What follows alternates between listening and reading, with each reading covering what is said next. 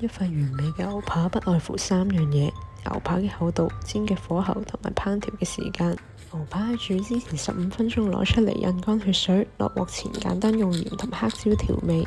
今日呢塊肉眼大概2cm厚，我哋要將佢煎到5成熟。預熱隻鑊之後，我哋就大火每面煎佢30秒。牛扒喺反面嘅時候，可以隔幾秒先擺返喺同一個位，以免隻鑊嘅溫度下降得太快。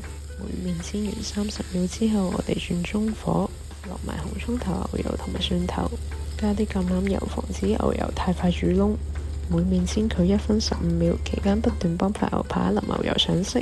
反過嚟已經見到牛扒表面有一層好靚嘅 crust， 最後見到邊啲位淺色啲，就再淋啲牛油，跟住就可以攞塊扒去做 resting。而今次我就 rest 咗6分鐘。以上就係成功咁煎到一塊5成熟牛扒嘅方法，簡單用屋企易潔鑊都可以煎到。